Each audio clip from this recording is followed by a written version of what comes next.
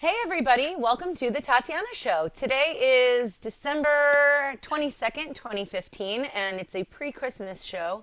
I'm really excited to be here with you guys, and I have some really great guests for us.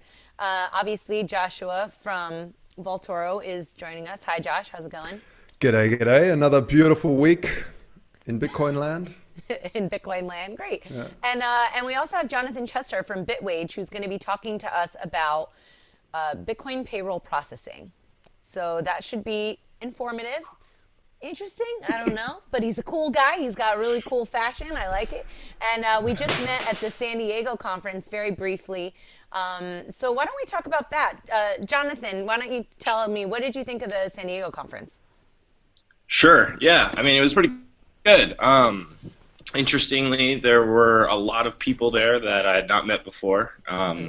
One thing that I find with a lot of these conferences is it's the same group of people over and over and over again that you're running into. It almost feels like just getting back together with all your friends in the Bitcoin industry. But there was a good group of new people. Met some bankers who were interested, some new traders out in the space, and I think it was a good experience. And I think this new guy that just hopped on was with us as well. Had a nice conversation with him about private blockchains. Cool. Yes, we have an unexpected guest. Surprise, surprise, everyone. Lisa Cheng couldn't make it, and David Ripley is here to join us on the show. Hey, David. David's from Glideera. What's going on? Not much. How you doing, Tatiana? Can you hear me okay? Yeah, we can. I'm really glad you're able to join us. That worked out really cleanly, surprisingly. Okay, Yeah, great. Glad to be here. Okay, great. Yeah, no, Lisa couldn't make it, but I'm glad that David was able to jump on. So, Jonathan, why don't you tell us, what did you talk about in your panel? Sure. Why did you start BitWage in the first place? Sure. Yeah. So I did two different talks, I guess. The first talk was just how international payroll is being changed by and through Bitcoin payroll. The second was a panel on just Bitcoin 2.0 blockchain startups, quote, what really matters. And so the first talk was really about what's going on in the Bitcoin payroll ecosystem. I discussed four of the reasons why people are receiving their wages in Bitcoin. The first being they're voting against banks, right? People in a society like ours, a democratic, capitalistic one, they will vote with to create change. But Yeah. when it comes to when it comes to banks, though, it turns out that voting on a ballot is not the most efficient way to really change something in the banking system, since a lot of people believe that with all their money and lobbying power, it's not so easy to vote on measures that force them to have to change or innovate.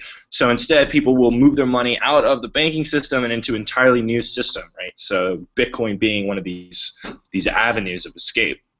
And in doing so, eventually what will happen as this trend continues is that it will force banks to have to innovate, have to give more consumer benefits, take less risks with the fractional reserves that they're holding, and in order to get that capital back, attract that capital back. The second reason is because of speculation, right? Bitcoin is floating around a $6 billion market cap. I know Voltoro likes to will like to talk about gold, so I won't steal his thunder over there. But if you like the Forex markets, which is a market that Bitcoin is poised to disrupt, about $5.3 trillion a day get traded on the Forex markets. And so if Bitcoin were to take a small percentage of that, it would grow a lot. And I'll let you sort of figure out the numbers there. But and the third reason has to do with unbanked, right? Many people love the idea of paying the unbanked in Bitcoin because then they don't have to go to the check cashing industry. Normally, unbanked people receive their wages in checks. They have to lose up to 5%. They then have to convert those cash into checks for bill pay or paying bills. And a lot of these unbanked workers are immigrants or migrants. and they have to send money back home, so there's a lot of remittance costs. And so the idea, right, this idea of paying people in Bitcoin is a very exciting one. Not just for people in the Bitcoin community, but I've also talked with payroll providers and companies, and they like the idea, but it turns out that only a small percentage of our users are unbanked, which is under 1%. And the real reason behind that is twofold. One, because either they are unable to actually spend those Bitcoins places, which we think that's going to change as the Bitcoin debit cards in the United States become more prolific, or it's because they just can't fathom the idea of holding their entire savings in a volatile currency, which I think that just takes time. Well, how does one mitigate that risk? Yeah. Before we go on, I mean, what do you do in order to mitigate that? Well, I mean, there's decentralized ways and there's centralized ways of doing it, right? The decentralized way is to use tokens, right? Decentralized tokens out there. I mean, I don't actually think that there are very good decentralized ways out there at the moment, because as far as I know, there's two main ways of doing it. Where one is there's someone willing to trade the token for a local currency, but in order to do that, there's a single point of failure, so it's not really totally decentralized. And then the other way is to actually have it be on a currency, and we just haven't really seen that fully play out at scale yet. I guess the last way would be to use the multi-signature hedging mechanisms that are out there, but that might be overly complicated for an unbanked. So all those sound a little complicated for me. Yeah, I'm not unbanked. I'm just like clueless when it comes to that exactly. stuff. Exactly. But, Well, I think hopefully someone will make it easier. yeah. I'm thinking. So of course there's services like Uphold, right, that allow you to hold your funds without volatility. I think even Vaultoro might be able to do something like that as well. But in terms of how you would naturally get Bitcoin itself to not be volatile, the way I see it is that it's not going to happen in the United States. It's not going to happen in Western Europe. It's going to happen in places where the currencies are just not working very well, right? You look at like Venezuela, you look at place like Zimbabwe or Cambodia, where they use the dollar instead of their own local currency, because their own local currency it's too volatile. Their government has horrible monetary policy, and you end up looking at Bitcoin and then comparing it to your alternative, and you say, actually, this is relatively stable to what I'm using it for. Yeah. And I tend to see it like that Bitcoin is in a price discovery phase. Yeah, everyone says it's volatile. I don't think it's volatile. It's in a volatile phase of its life. And that's because nobody knows what this thing's worth. It's a very, very young invention. And it needs to become, it needs to grow up. It needs to expand. It needs to become a larger and larger market, not something where someone with a couple of $1 million can move the market. I mean, it's obscene. So, it'll take time. I think maybe in 10, 15 years, we'll see it stable out a little bit as it becomes just more proliferated. But I mean, that's where, that's what we're trying to do in a centralized way, but using the blockchain to be transparent, not like the old school banking system where you just have no transparency at all. Or even Mt. Gox and the version 1.0 of the Bitcoin space, where everything was sort of hidden. We're seeing companies now introducing, like ourselves, like real-time auditing, real-time transparency protocols, which are really, really important in the whole space. And being able to be paid in Bitcoin is just sensational. I just think, it's something that I've been looking for since the start, since I found Bitcoin, back in the day when CPUs could still do something. It was the one thing that I wanted, and everything that came out, like BitPay and Coinbase, all these things were the other way around. They were like, oh, we take your Bitcoins and convert them to dollars. And I was like, no, I don't want. I want my dollars converted to to Bitcoin, please. And so when you guys came out, that was for me just a wonderful day. Yeah. Yeah, and just to clarify for people who don't know, what he's talking about, what Josh is talking about, is that we offer at BitWage a way for you to receive your wages in Bitcoin without your employer signing up, without your client signing up. And so you got a bunch of freelancers, employees from places like Google, Uber, and the Navy receiving their wages. But yeah, I mean, and I agree. I think that these from what you're doing, right, that these centralized hedging mechanisms, right, are going to be extremely valuable for people to be able to receive their funds in Bitcoins or and actually hold them, right, and actually use them and actually use it as a way to, I guess, compete with the current systems, or to not have to deal with all the financial burden that's caused by these financial systems. Yeah, I mean, just being able to jump in and out, just being able to send money across the world without anyone taking a cut, apart from the miners, is just sensational. It's a real revolution, and I think people just need time for that to actually sink into their head, to say, wow, okay, and for it to be trustworthy. I'm thinking of starting, and maybe you guys want to jump in on this as well, like a sticker promotion or something, where we just all get together, all the major players in this space, and supply free stickers for people just to plaster it. Because all these companies have advertising, but the protocol Bitcoin doesn't have any advertising, so no one sees this logo, no one gets used to trusting this thing.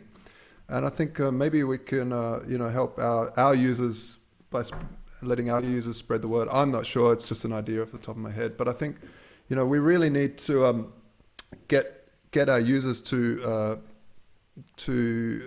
I guess give their friends and family the understanding and the knowledge of how safe this thing is. Actually, apart from the volatility, Bitcoin, the mathematics behind Bitcoin is so sensational, is so grand in its scope, that it's hard for people to comprehend, and they don't trust it, especially after Silk Road and all this stuff. So we need more trust mechanisms. Yeah,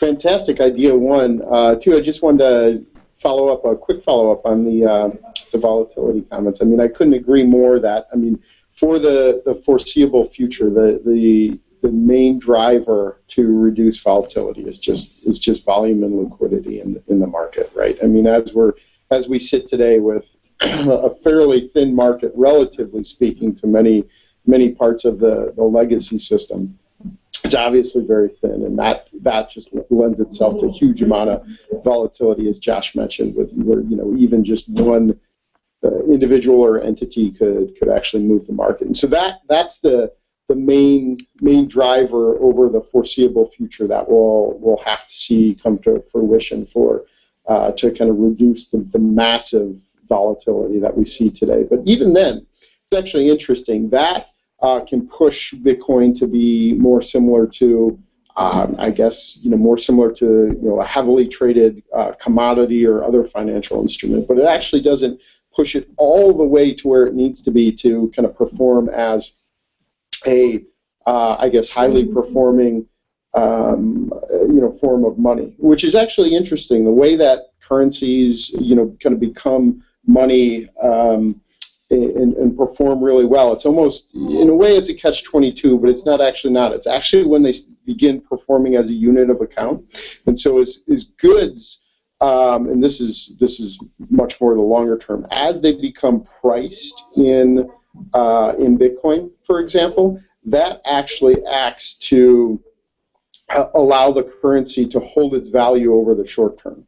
And so if you have all these different merchants and stores with goods priced in Bitcoin and so forth, that basically provides some inertia to anchor the currency at a given value, because they're not going to change, if the currency fluctuates, say 1% or 2% within a day, McDonald's isn't going to change their prices, despite the fact that is true. That's what the U.S. dollar does relative to, the euro or what have you. But the prices don't change, and that's simply just because it's being used as a unit of account. There are some individuals that are kind of like talking already about potential places where it can be used as a unit account. But for it to really be used more pervasively, that's certainly a lot of time. And I think the first step is really the liquidity. I mean, interestingly, counter to what I think a lot of people believe, a big part of removing volatility will actually be more traders buying and selling. A lot of people say that speculation is what causes these large swings, which I guess to some degree, right? If it's highly speculative, and you see some news come out, it creates a swing. But if you actually look at the depth charts of these exchanges that are around, they're not very deep at all, right? So that's why when you buy or sell just a small amount, like what Josh was saying, like you buy $1 million, you're swinging the entire market. It's because there's just not very much market depth at all. You actually need more traders willing to be buying and selling closer to what is the market price, so that when you buy $1 million worth of Bitcoin, you have enough depth that doesn't move the actual exchange rate, or at least not too much, right? And of course, that will happen more as more people continue to use and transact with Bitcoin, because as more people do, it then attracts more people, which will attract more traders. But in actuality, in terms of like how is the price moving, it's all really has to do with the rate at which you can buy and sell on the exchanges. So you need to have more depth in order to do this, which I think is a fascinating thing that no one really seems to talk about. Tatiana, one quick question. Being a media person, being someone that's into promotion and running Crypto Media Hub, how do you see a way? What ideas do you have to bring the Bitcoin to more people, and that in turn increasing the volume? Well, I don't think it's conversations like this. I think that's a real way to get people to tune out, because most people don't understand or care about those things. So here we are, Josh was talking about a sticker campaign, and Genesis Mining actually just did like a billboard campaign. I was really excited to see that happening. A couple of months ago, I had an opportunity to put a Bitcoin company on national TV during the fight. And I went around to all these different Bitcoin companies and said, look, you can, it was like $2,500 or something, but for a commercial during a show that would have like 40 million viewers or something like that. So if you think about it, that's really nothing. But nobody even had anything prepared for that. They didn't have a commercial that could just be for people. And I think in general, a lot of these Bitcoin companies are really out of touch with regular people. I think that everybody is really trying to, but when I go to a page, a common example is I always see a bunch of FAQs. If I see FAQs, I just change pages. I don't care. I'm not going to take the time to mentally wrap myself around somebody's explanation of their product. I want a video. I want it to be 1 minute long, maybe 3 tops, and I want it to tell me what it does, and I want it to relate it back to something that I'm already familiar with. With this industry, since everybody's so kind of fragmented and everybody's working on these weird different things, there's no concentrated effort to raise awareness for Bitcoin in general. You have things like I try and raise awareness for Bitcoin in general because of my political beliefs, and because I think that it's a way of saving the world. I'm an anti-war person. There's a lot of emotional reasons why I choose Bitcoin. They're certainly not technical. Connie Galippi from BitGive, they're actually doing some fundraising right now if people want to get rid of some of their, I guess, what is it, capital gains, something like that. Anyway, point is that Connie is always doing stuff that I think raises Bitcoin's awareness to regular people, to the people that would really be interested in using it. They went and donated money to Kenya. They built a well. There's a video. You cry. You're like, oh, it's so touching. And I think that that's really where people are going to find a reason to participate, because as a user, the products are really not quite there. It's really great for a business. It's okay for a person, But, do I care that I'm paying an extra 2 or 3% on my purchases? Probably not, because I don't even know that it's there. An average user wouldn't necessarily know that. So I always say that the emotional connection needs to be kind of tapped into. And then also, if there was a way that people within the community saw a benefit to potentially pooling funds for a massive Bitcoin overall PR scheme, that would be something that I think would be helpful. But nobody wants to do that. Number one, because they want to spend the money on themselves, whether it's because, they're greedy capitalists or because they're broke, because the price was down and everybody didn't really plan appropriately. I mean, the industry is a little bit, it's like a little toddler. Sometimes it's walking, sometimes it's falling and crying. Well, that's the other thing of like when you're a startup, you're trying to basically market to people that are going to use you, which means the people that have already got Bitcoin.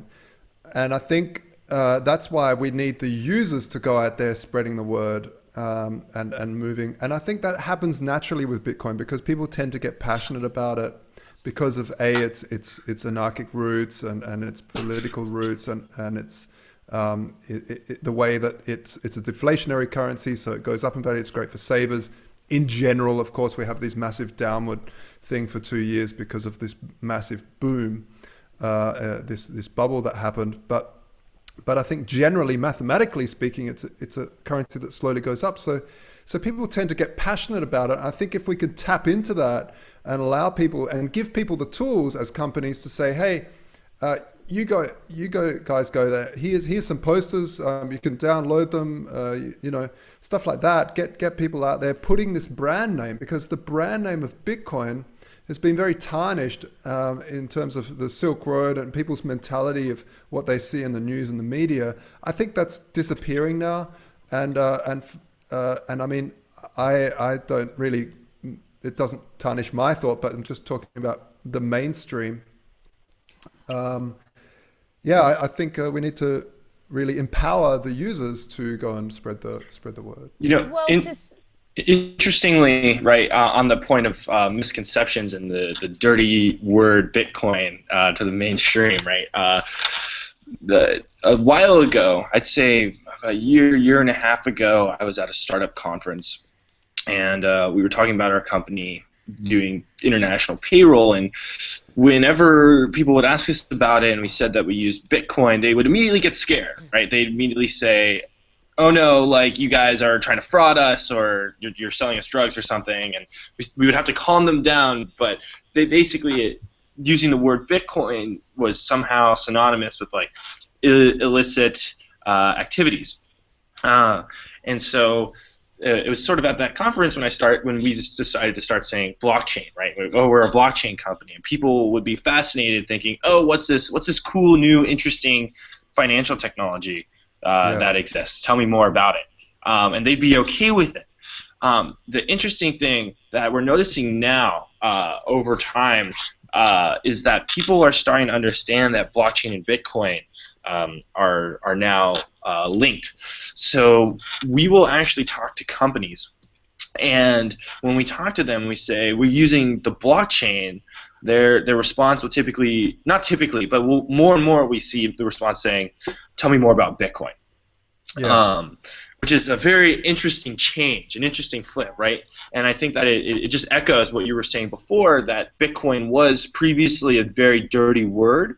But now it's coming about and gaining more traction, even among more mainstream audiences. I mean, these are small companies, but so you would say not necessarily that the word blockchain is more of a Trojan horse to get inside the gates of these big institutions. Yeah.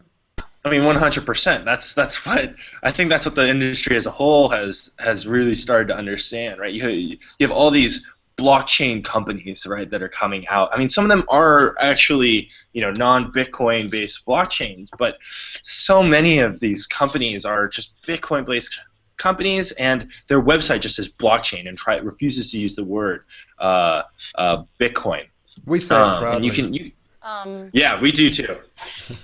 One of the things that I actually want to talk a little bit about what David's been doing to get people in the space. But before we move on, one of the things that I also noticed, and I've been kind of talking about with some other people, is that there is no group fund for PR for Bitcoin or community outreach. However, we keep dumping money into these organizations. First, there was the Bitcoin Center. Then there was, Bitcoin Foundation. Then there was Coin Center. Then there's some other one where they're like lobbying the government. It's like all of the money that everybody's pooling together in order to help has really just gone to help implement more regulation. And I think that that's really opposite of what we should be focusing on. Yeah. And it's also very repetitive. And it's like they raise a couple $1 million for each of these organizations. And I don't know, I think that Bitcoin would have a much larger potential impact if, let's say, of the $10 million that we've raised for these stupid organizations, maybe we put like $1 million toward BitGive. And then imagine the impact that we could have with telling the story of how Bitcoin is changing people's minds. Regular people don't care about regulation. They don't care about they don't care about most of the things that are important to us. But I do think that they care about other things. So I just find it ridiculous that we can always find money for these government lobbying organizations, but not for something that I think would actually show the unique quality of Bitcoin itself and its ability to change the world. Yeah, I tend to agree with, really all of that. There is something to be said for, this concept of kind of having a coordinated approach across the industry, and inevitably, when you actually look to implement that, it manifests itself as, pooling funds into a given organization that makes decisions and so forth, which, ends up being a bit, has components of centralization and so forth, of course. And, we've seen maybe some that are, much less successful than others and so forth. But I think that, my thought is kind of twofold on this. So one is, I'm actually not, I don't feel as though education is the most critical thing for Bitcoin or the missing component for Bitcoin or anything along those lines. I actually think that it's quite different than that. I'm entirely happy to have a new user, a new individual come into the ecosystem, adopt Bitcoin, and not even know they're using Bitcoin. And I think that's just as fantastic as anything else. Look, we all know that this technology stands on its own, right? And at the end of the day, getting new individuals into the ecosystem, it really needs to be about, look, it needs to provide real tangible benefit to them in a given day, week, month, year, whatever it might be. And when they see the benefits of using this application, service, whatever it might be, product versus another, that's the turning point, right? That's what's actually going to get new users, and if they see those benefits outweighing their alternative, it doesn't matter whether we call it Bitcoin or blockchain or what have you. That's what they're going to use. But don't you lose the message, the political impetus for Bitcoin if people are not aware that they're using Bitcoin? I've heard this argument raised, and I'm sort of on the fence on it as well. Like, I talk about Bitcoin because I say, oh, F the man, whatever. And granted, that's my political belief, but I don't believe that we've ever had such an opportunity for freedom and also advancing the concept of what is money until now. I think Bitcoin can be an amazing teaching tool for a much larger reason than just getting people into Bitcoin. It's to get people kind of out of the matrix to a certain extent. But I think Bitcoin allows for that message without even saying the message, If they don't know that they're using Bitcoin, do they know that? That's the question. It doesn't matter, because at the same time, it's having the effect that you want it to have, right? So Bitcoin is state independent and bank independent, and to most cases from peer-to-peer sense. Well, I think. So, I'm sorry. Go ahead. And so if you're not actually knowing that you're using it, like just kind of like VoIP, right? You pick up a phone and you make a call. You don't even care or know what the technology behind it is. You just know it's working. And so at the end of the day, you're still disrupting the entire old school telephone system by using that, even though you're not knowing the technology behind it or what it is or Here's the an political example. stuff behind it. Okay, so what if Chase Bank starts using Bitcoin on the back end? I don't think that's, it would be great overall because there'd be more users, blah, blah, blah. but they wouldn't be promoting that idea. I mean, yeah, some companies you may not know that you're using Bitcoin and who cares. But if it's a legacy financial system doing that, I think that that's potentially detracting the attention to from the power of Bitcoin. Well, I don't know. I don't know. I mean, so I mean, let's kind of envision the world where does remain, completely decentralized, and this, technology and network that upholds all these things we talk about. Chase making use of that technology means that they have now moved to a world where they have relinquished all of their, all of the things that their centralized Printing power. system exactly that kind of lended itself to their ability to actually drive profits from printing or whatever it might be, right? And so Chase all of a sudden becomes something different than it was before, potentially, but by doing that, because the rules are dictated by the blockchain as opposed to something else. I think that it's a little it's a little far fetched to say that every single transaction is going to be built off of Bitcoin and the blockchain. I think that in the world where Bitcoin is extremely popular, it becomes another way of leveraging money and doing transactions, where you have cash and credit cards right now. You'll have cash, credit cards, and Bitcoin, and it probably won't stop the Citibanks and the Deutsche Banks and the Barclays of the world from having the power to print money and to loan on credit and fractional reserve. I don't think that's going to actually just disappear. I agree.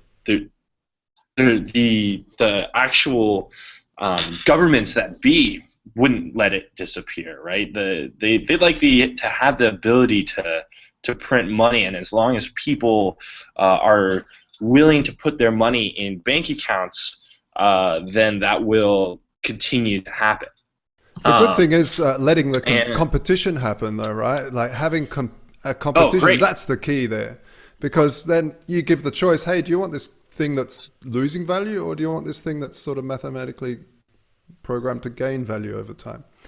And you'd be like, maybe I'll use fiat for like a second. Maybe it'll be like fiat in the future will be something you just jump in quickly and back out like Bitcoin you do now. Like you just sort of use BitPay or BitWage to jump. I mean, that's exactly what you're doing, right? At BitWage, you're just jumping into fiat quickly and straight into something that's actually useful and worth something. Interesting. Yeah, so then eventually people are saving all their money in Bitcoin. They're doing their major international transfers in Bitcoin, but they need to buy something at the store. Oh, let me convert into fiat currency real fast and buy something. I mean, I'm already living like that. I'm living like that for the last 2 years, right? All my savings are in gold and Bitcoin, and they're both very liquid. Like, so I can sell the gold for Bitcoin instantly, and then spend that Bitcoin through Zapper or one of these cards at stores that I need to, but only the amount I need. The rest is staying in a real asset. Let's talk a little bit about jumping in and out of Bitcoin, because I've actually been quite excited to bring David onto the show, because David's product has made my life so much better. David, can you tell us a little bit about what Glideera does? Sure, be happy to. So we provide a service for Bitcoin wallet and other application developers that allows them to add Bitcoin buying and selling into their applications. So, there are many different Bitcoin wallets and other apps out there. Many of them, I guess, kind of suffer from the challenge of the user opens up the app, wallet, what have you, goes to look at their Bitcoin balance, and of course starts out being zero. And so what we do is we allow the developers of all those apps, whether it's Airbits or Copay or Electrum or Multibit or you name it. Or Tokenly, to add a way for their users to easily buy Bitcoin right from within inside the app. The way it works, the actual user experience, it actually ends up being quite similar to the experience that an individual has within, for example, Coinbase or Circle, one of the quote-unquote universal wallets out there. And so it's a similar experience for the user. However, they get to do that all within inside their, as I mentioned again, Airbits or Copay or Tokenly wallet. So let me ask you Fantastic. something. That's What really cool. happens? What happens if the government doesn't like me, right? Let's say if I have my money in Coinbase, they can shut it down, right? They can say, Coinbase, get this chick out of here. We're taking her to the FEMA centers. Now, can they have that same censorship ability by using Glideera? If, let's say, I kept all my money in my Tokenly wallet, and I bought my money through Tokenly, and then that's pretty much. But Tokenly is not taking responsibility for that. Glideera is taking responsibility, correct? So how does that work? Yeah, so in order to provide this service, where we provide a way to go from U.S. dollars or Canadian dollars, and in the future other fiat currencies, into Bitcoin, and then back again if a user wants to, we're absolutely a regulated entity, and so we're need to comply with all of the requisite regulations that kind of come as part of that, and so. Yes, there will potentially be situations where users would not be able to use Glideera service for whatever reason because of those regulations and compliance requirements and so forth. But seizing would be wouldn't be such an issue because you're not Tokenly. You're not the keeper of my funds. Tokenly or a wallet would, or Airbits I use a lot too. Like they would, and Airbits is very concerned about that kind of thing. So can you tell me a little bit, explain that a little bit more? Does that make sense? Yeah, exactly. So we provide this service as via an API that the developers of various different wallets and applications can integrate into their apps. We currently today only work with quote-unquote user-controlled wallets. So where the user actually maintains full control of the private keys, and whatever developer that's providing the wallet or application has zero knowledge of those private keys. So in that instance, it's everything that we've of course know Bitcoin to be with regard to the ability to actually manage, control your own funds. And so our service, different than some of those other universal services, we actually don't have a wallet ourselves. We don't store any funds on the behalf of users. So when users choose to buy Bitcoin, that transaction is executed as soon as we receive the dollars. They receive the Bitcoin, and then the transaction is over from that point forward. And the users have their Bitcoin, and they are in charge of maintaining the security of those funds from that point forward. And that's, of course, what they turn to these various different, at this point, all open source applications, right? Airbits and Copay and on down the line that they use to actually maintain control of their funds. So certainly, Glideera, we have no way to, we in turn, of course, have no security responsibility either for those funds from that point forward because, we just simply never had the keys to the funds at any point in time. Okay, so we're getting a little closer. Yeah, it's cool, right? I thought that was great. And one more thing that I wasn't clear on, Jonathan, so you don't have to be, your payment, if I work for a recording studio, which I used to, I don't have to have my recording studio sign up to do all of their payroll through BitWage. They would just say, how does that work? Yeah, sure. So the way it works is you sign up to our system. Once you're approved, we provide you with a bank account, and you then can use that bank account to receive your wages. So you'll put that in with your payroll provider, or you'll provide that to your client. If you're an employee, maybe you're working and you're getting paid through like ADP or Paychecks or Send Payroll. Our system will work with any of them. Trying to all the payroll providers out there. And the way it works is typically you're allowed to have at least 2 bank accounts to get paid into, one for your checking and one for your savings. But many people don't really take advantage of this. So instead, they take our account and they put it as their second account. So they've got their checking account and they've got their Bitcoin account. And any funds that hit that Bitcoin account then next day get converted into Bitcoins and then sent to whatever wallet that you want. We, like Glideera, we don't have a wallet. We don't store any funds on our system, and we like it that way. We feel like you should be in control of your own money, and so you provide whatever wallet you want, from hardware wallets to desktop, mobile wallets, or even, if you really want to, hosted wallets. The brain wallet. But the brain wallet, exactly. I like a good brain wallet. For all those zombie users out there. But so it's nice, it's simple, it's easy. You sign it up one time and your payrolls just come in, and like clockwork, the next day after payday, you just see your Bitcoins move up and up. It's just a really simple, easy way to dollar cost average. The way I see it is, yeah. Sorry, no. What I was saying is, if you're looking to do something like buy a bunch of Bitcoin right now, or do like a one-off thing, I'd say use Glideera. That's not really what our service is for. Our service is for that passive, slow income where you want just a little bit, or even, I guess, a lot of Bitcoin accumulation over time. Yeah, I think that's what I always tell people as well, is cost by averaging. How do you call it? Cost by averaging? Dollar cost averaging.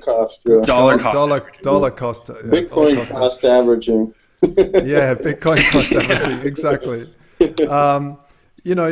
Is really a great way to buy for people that don't earn a lot. People that just want to get a foot in the door and have something for the future.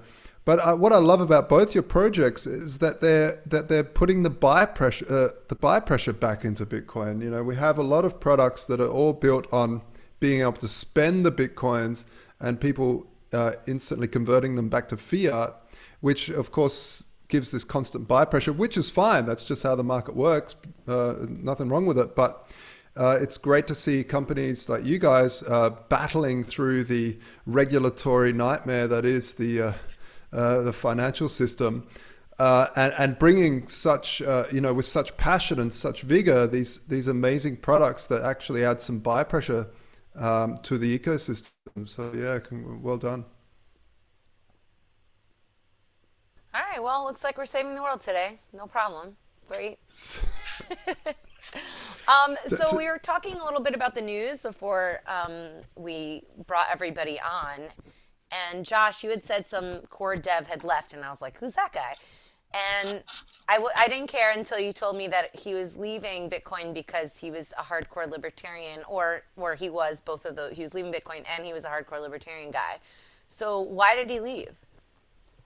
Well, I'm not too sure of the ins and outs. Gregory Maxwell released his access to GitHub as something like that. I'm not too sure of the ins and outs, but I was very saddened by that. Greg has got some amazing.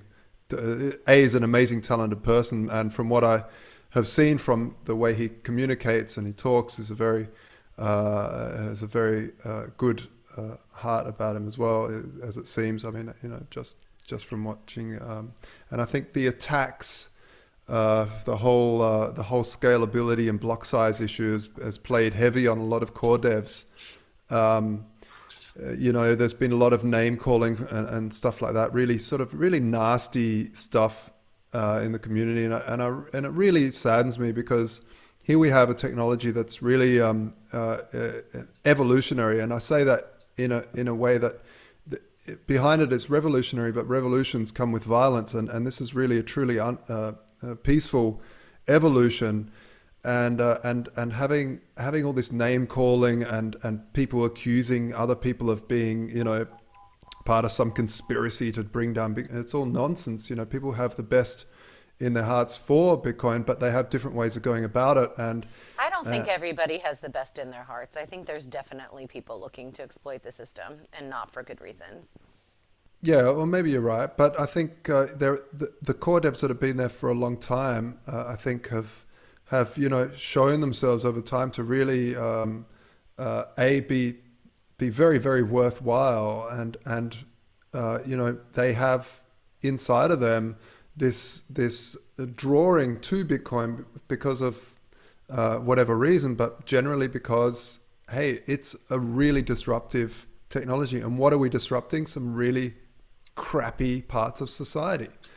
The banking system and having that separation of bank and state, or money and state, is quite worthwhile. And I think it's sad to see some of the oldest core devs.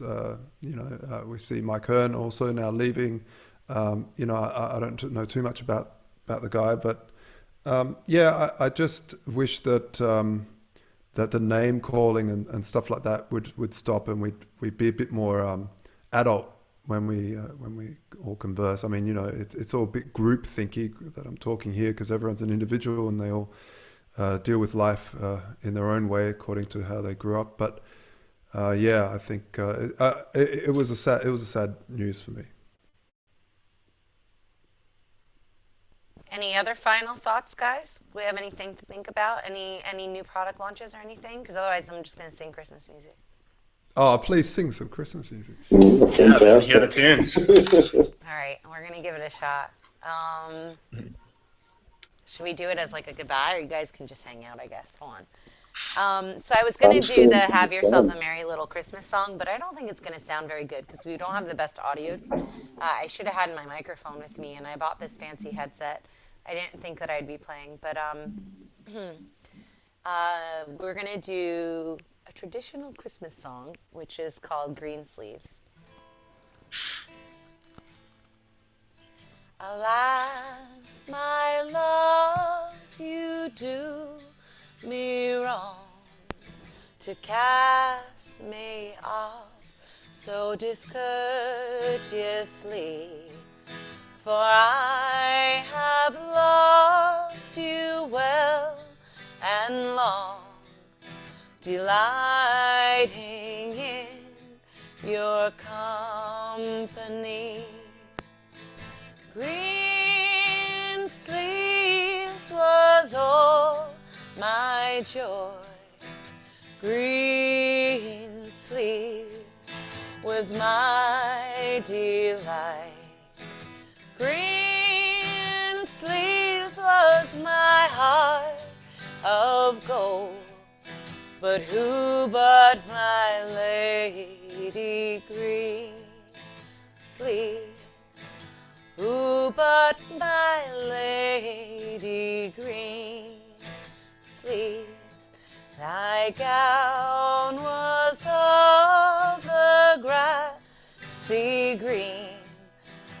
Oh, guys, forget it. I don't know these words. It's not the words I normally use. I just picked it up last minute.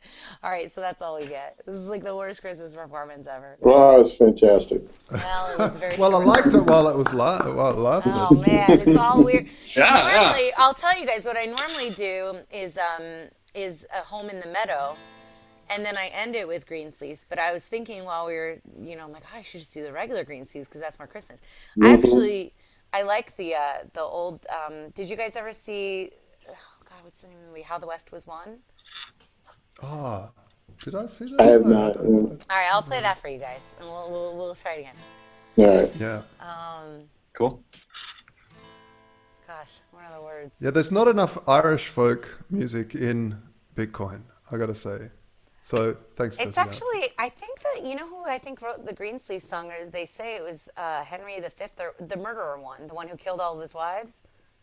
Oh, Or really? is that the 8th? I don't know. Yeah, no, one of the ones that one all of the those kings. Henrys. All those Henrys killed each other. Arguably, I mean, really, did he really do that? I don't know. You know what I mean? He probably just like hired some guy and said that he did it. I don't know how it worked, but well, I don't feel like it. Now I don't know how to do my song anymore. But, Oh, come on. You can't just pike out like that. That's like, I don't know. But now I don't remember the words. I wasn't planning on doing any Christmas songs today. It's not just that I'm not just a lazy bastard. It was that Lisa canceled last minute, so and I didn't know that David was going to be able to come. But okay, here it is. I looked them up. Um, away, away, come away with me, where the grass grows wild and the winds blow free. Away, away, come away with me, and I'll build you a home in the meadow. Come, come, there's a wondrous land for the hopeful heart, for the willing hand. Come, come, there's a wondrous land where I'll build you a home in the meadow. The stars, oh, how bright they'll shine on a world the Lord Himself designed. The stars, oh, how bright they'll shine on that home we will build in the meadow. Come, come, there's a wondrous land for the hopeful heart, for the willing hand. Come, come, there's a wondrous land where I'll build you a home in the meadow. Alas, my love, you do me wrong to cast me off so discourteously. For I have loved you well and long, delighting in your company. Greensleeves was all my joy. Greensleeves was my delight. Greensleeves was my heart of gold, and who but my lady Greensleeves? Who but my lady Greensleeves? So now you guys know what it's supposed to sound like.